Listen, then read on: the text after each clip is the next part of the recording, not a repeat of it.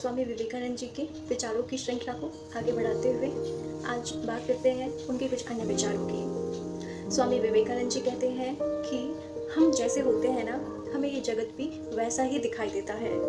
तो दोषारोपण करना अपने चरित्र को प्रदर्शित करने जैसा है, क्योंकि हमारे अंदर वो चीज़ें चलती रहती हैं और वही हमें बाहर भी दिखता है। किसी व्यक्ति की खराबी हमें तभी नजर आती है जब हमारे अंदर दोष होते हैं।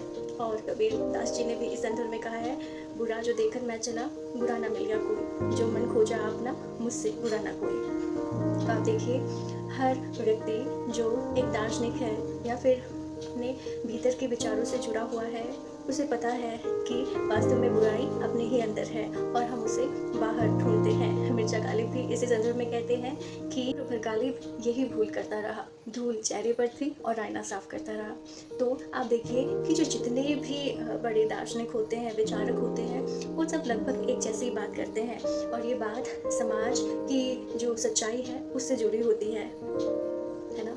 तो आगे जो स्वामी विवेकानंद जी हैं, वो हमारी शक्ति के बारे में बात करते हुए कहते हैं कि जो हमारी शक्ति है ना, वो हमारे विचारों से उपजती है। जब विचार में इच्छा मिल जाती है तो वो शक्ति का निर्माण करती है।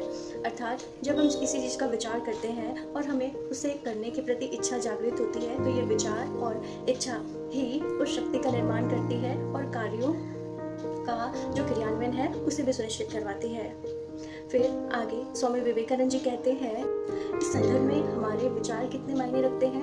अर्थात यदि हम गलत विचार करेंगे और उसके संदर्भ में इच्छा करेंगे तो वो क्या हमारी शक्ति होगी या फिर हमारी दुर्बलता होगी, है ना। तो इसलिए समझना भी आवश्यक है कि अपनी शक्ति को सकारात्मक रूप दिया जाए, और सकारात्मक रूप उन्हें कैसे मिलेगा, तो वो सकारात्मक विचारों से ही मिलेगा। अर्थात हमें अपने विचारों को सकारात्मक रखना होगा, तभी हम उस शक्ति को सकारात्मक रूप दे सकते हैं।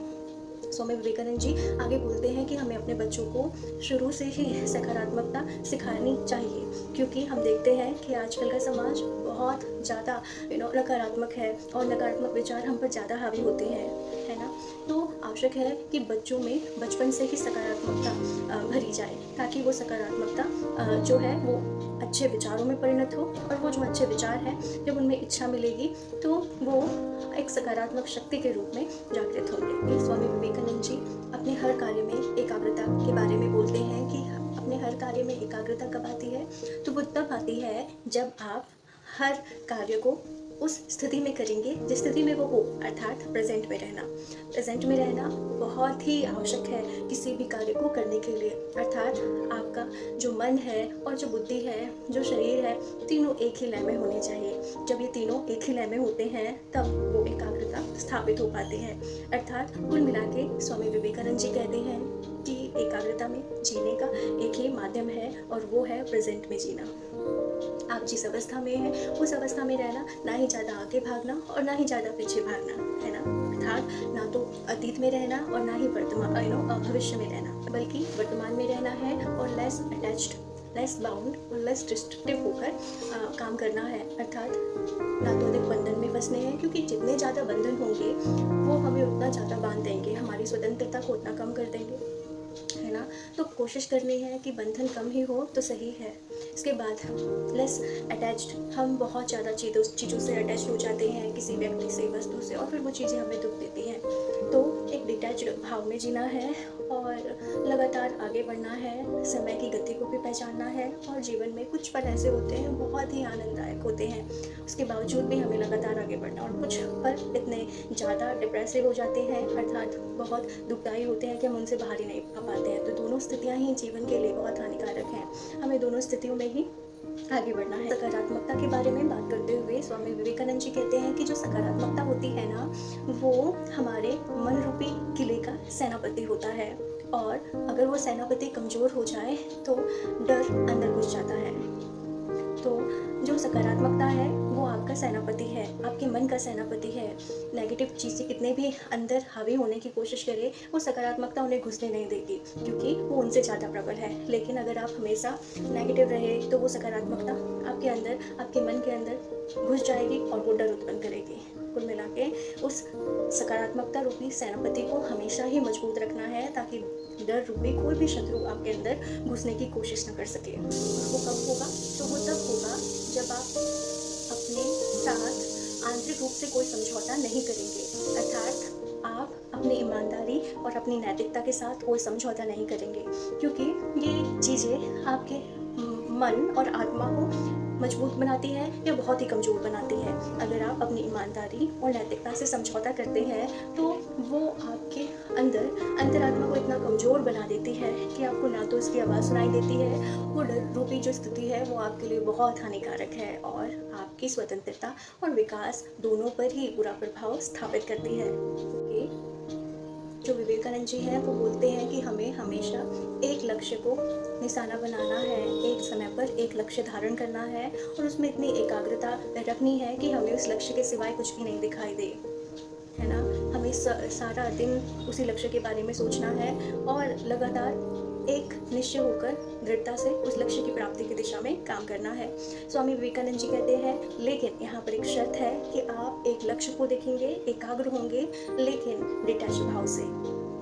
डिटैच्ड भाव अर्थात हमें उसे इतना कसकर नहीं रखना है कि वो रेत की तरह जितना हम उसे कसेंगे वो निकलती जाएगी, है ना। तो चूँकि अटैच्ड भाव हमेशा दुख का कारण बनता है, कल को अगर संभव है कि वो लक्ष्य पूरा नहीं होता है तो आपके मन में कहीं ना कहीं एक द्वेष उत्पन्न हो जाएगा, आत्मग्लानि रहेगी और वो आपको आगे आने वाले सफ़र में भी बाधा उत्पन्न करेगी, है ना, और आपका चलना भी मुश्किल हो जाएगा। ऐसी स्थिति में स्वामी विवेकानंद जी कहते हैं कि डिटैच्ड होकर और एकाग्रता से हमें एक लक्ष्य की तरफ जाना है। और डिटैच होने से क्या होगा? तो डिटैच्ड भाव आप में उस धैर्य और शांति को स्थापित करेगा जो आपको अपने लक्ष्य की ओर निरंतर गतिशील बनाए रखेगी। स्वामी विवेकानंद जी कहते हैं कि एकाग्रता को अगर हम देखें तो वो क्या है? तो वो मन को एक तरफ आसक्त करना है ना। लेकिन अगर हम वास्तविक संदर्भों में स्वामी विवेकानंद जी के अनुसार एकाग्रता का अर्थ समझे तो वो कहना चाहते हैं कि मन की एकाग्रता का अर्थ मन की आसक्ति से तो है ना, क्योंकि हम जिस चीज़ से प्रेम करते हैं उसके प्रति आसक्त हो जाते हैं। उदाहरण के लिए एक माता अपने पुत्र से वात्सल्य भाव में इतना अधिक प्रेम करती है कि वो उसके प्रति आसक्त हो जाते हैं, और वो अगर दुनिया में इतना सुंदर नहीं भी हो लेकिन उस माँ के लिए वो दुनिया में सबसे अधिक सुंदर मानव है ना। जो वो छोटा सा बच्चा है या फिर माँ के लिए किसी भी उम्र में बच्चा हो, वो उस वात्सल्य भाव से बंधी होती है, अपनी एकाग्रता उस बच्चे में इतना अधिक स्थापित कर लेती है कि वो उसके प्रति आसक्त हो जाती है और उसे वो विश्व का सबसे सुंदर बालक लगने लग जाता है। ऐसे ही एक पत्नी जो अपने पति से प्रेम करती है, उसके लिए उसका पति विश्व में सबसे अधिक सुंदर पुरुष होता है ना। तो यही होती है आसक्ति, और आसक्ति तब स्थापित होती है जब हम उस एकाग्रता में होते हैं। लेकिन स्वामी विवेकानंद जी कहते हैं कि मन की एकाग्रता हमें उस लक्ष्य या फिर उस व्यक्ति वस्तु के प्रति आसक्त भी बना देती है, लेकिन सच्ची शिक्षा तब है जब हम एक क्षण में उस चीज़ से अनासक्त होना भी सीखें। अर्थात एकाग्रता से हम आसक्त तो हो जाते हैं, लेकिन सच्ची शिक्षा तब है जब हम एक क्षण में उसी वस्तु या फिर उद्देश्य से अनासक्त हो जाएं। अर्थात व्यक्ति का मन उसके वश में होना चाहिए, ना कि मन के वश में हम होना चाहिए। अर्थात कल को ये मुश्किल हो जाए कि हम किसी वस्तु से या फिर व्यक्ति से अपने मन को हटा ही ना पाए क्योंकि हम उसके प्रति आसक्त हो गए हैं, है ना। तो स्वामी विवेकानंद जी कहते हैं कि सच्ची शिक्षा तब है जब हम एक ही समय में किसी वस्तु से आसक्त और दूसरे ही क्षण में उससे अनासक्त होना सीख जाए, तो वो सही मायनों में शिक्षा है। और ये कब आता है? तो स्वामी विवेकानंद जी कहते हैं कि इसके लिए माध्यम है श्वासों पर नियंत्रण। हमें प्राणायाम करना चाहिए और उसी के द्वारा हम सांसों पर नियंत्रण कर सकते हैं, या फिर कोई भी विधि हो जो अपने सांसों पर नियंत्रण से संबंधित हो, वो हमें अपने मन पर भी नियंत्रण करना सिखा देती है। और ये उनकी जो पुस्तक है राजयोग, इसमें आप ऐसी बहुत सारी विधियाँ देखेंगे जिसमें उन्होंने अपने मन पर नियंत्रण रखने संबंधी बहुत अधिक विचार दिए हैं, जो आपके लिए निश्चित ही बहुत फ़ायदेमंद होंगे। आगे स्वामी विवेकानंद जी कहते हैं कि अगर आप किसी उद्देश्य के प्रति समर्पित होते हैं लेकिन डिटैच्ड भाव से, तो वो जो डिटैचमेंट है वो आप में शांति और धैर्य उत्पन्न करती है। और जब आप शांत स्थिति में कोई कार्य करते हैं तो वो कार्य जल्दी सफल होता है। एक ऐसी स्थिति में जब आपको उस कार्य के सिवाय कुछ दिख ही नहीं रहा है और आप बहुत ही अटैच्ड होकर वो कार्य करते हैं तो संभावना है कि आप उसमें अपना 100% नहीं दे पाते हैं।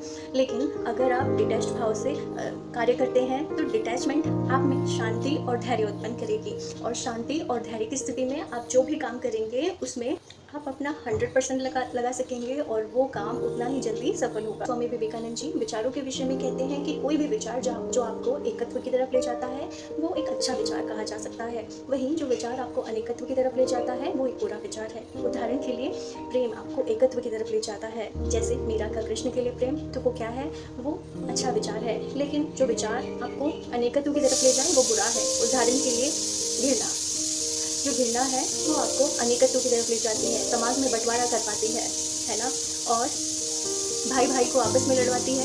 तो क्या ये उचित विचार है? नहीं। तो कोई भी विचार जो आपको अनेकत्व की तरफ ले जाता है वो गलत है। तो सोच समझकर अपने विचारों का चयन कीजिए। तो ये वो स्वामी विवेकानंद जी के विचार थे जो समाज में रहने के लिए, जीवन जीने के लिए बहुत ही आवश्यक एवं उपयोगी हैं। स्वामी विवेकानंद जी के विचारों को किसी एक वीडियो श्रृंखला में बांधना बहुत ही मुश्किल है।